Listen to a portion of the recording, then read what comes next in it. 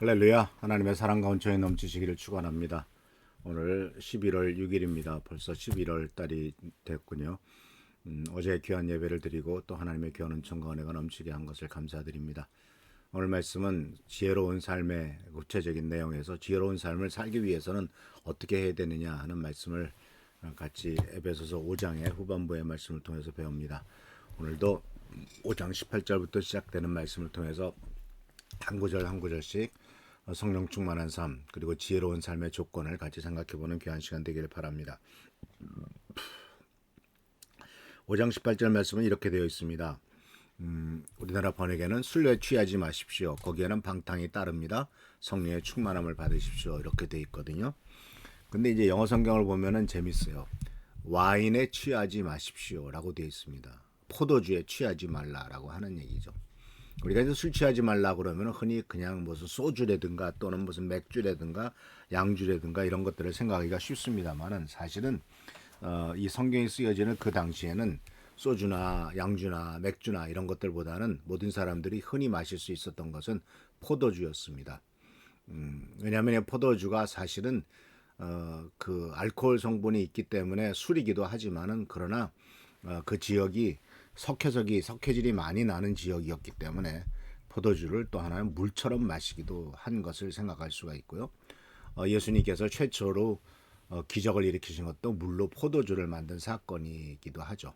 또한 사도 바울도 디모데에게 편지를 보내면서 너의 건강을 생각해서 내가 굉장히 몸이 안 좋고 위장이 나쁘니까 포도주도 적당히 마셔라. 포도주 좀 마셔서 너의 위장을 달래라. 이런 말씀도 있는 것을 보게 됩니다. 근데 오늘 말씀은 독특하게도 포도주에 취하지 말라. 포도주를 너무 많이 마셔서 취하지 말라. 이것이 바로 지혜로운 삶으로서 보여주고 있는데, 그래서 사실 술 취한다라는 말을 하고 술 취하지 말라고 말을 하고 나서 이어지는 말이 성령의 충만함을 받으라라고 하는 말씀을 했습니다. 그래서 우리가 이 말씀을 잘 비교해 보면은 좀 재밌어요. 술 취한 상태와 성령에 취한 상태. 거기에는 유사점과 또 다른 점이 있죠. 자, 유사한 점은 어떤 점이 있냐면은 술이든 성령이든 간에 사람에게 큰 영향을 미친다는 겁니다. 바로 술 취함과 성령 충만함 모두 한 사람의 행동이나 마음의 상태나 또는 생각하는 데 영향을 미치죠. 술에 취한 사람은 또 술에 취해서 행동이 잘못되기도 하고 문제를 많이 일으키기도 합니다. 그리고 동시에 또 유사점에 또 하나가 있다면 취약성이 있어요. 즉 술에 취했을 때 취약해집니다. 사람이 약해집니다. 그러니까 쉽게 넘어지기도 하고요. 또 자기 자신을 통제를 못하는 취약점이 있습니다.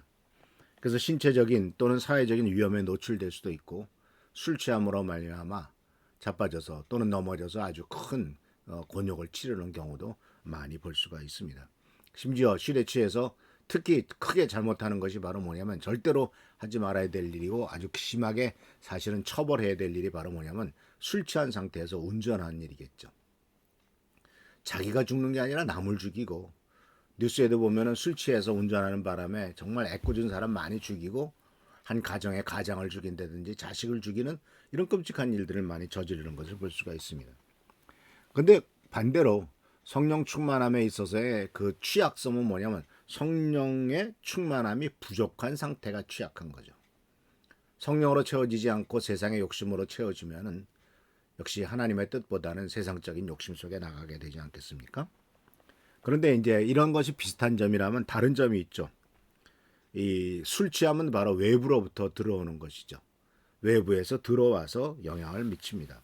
그리고 외부에서 들어와서 신체적인 반응에 영향을 끼치는데 성령 충만함은 물론 성령 충만함에 있어서 중요한 포인트도 성령께서 우리들의 마음속에 들어오셔서 영향을 끼치기도 하지만 그러나 사실은 예수께서 행하신 말씀은 바로 말씀하신 중요한 것은 우리의 배에서 생수의 강이 넘쳐나게 한다라는 것이죠.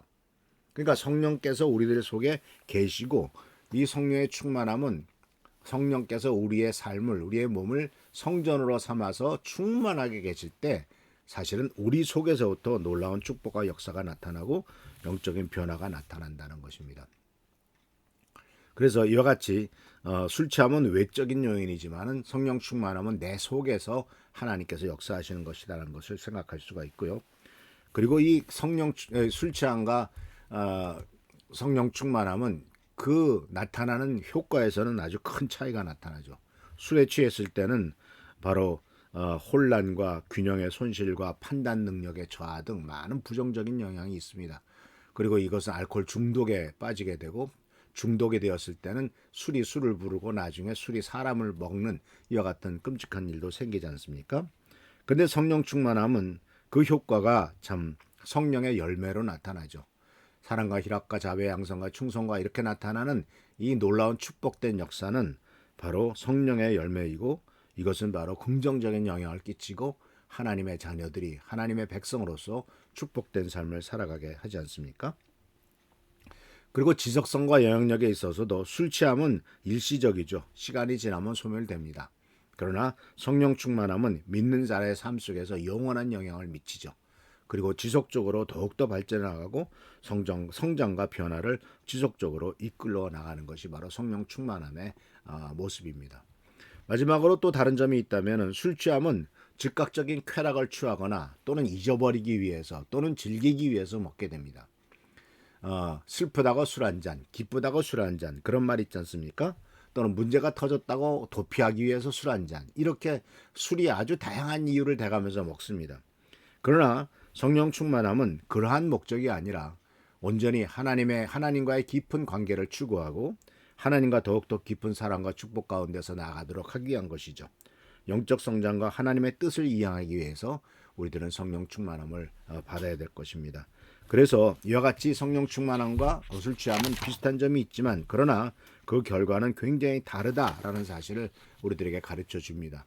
그래서 술 취한 사람들에게 그렇게 하지 말고 바로 성령께서 우리들의 삶을 채워서 성령으로 충만함을 받아서 하나님의 놀라운 축복 가운데로 나가라고 사도 바울은 권면을 하고 있습니다.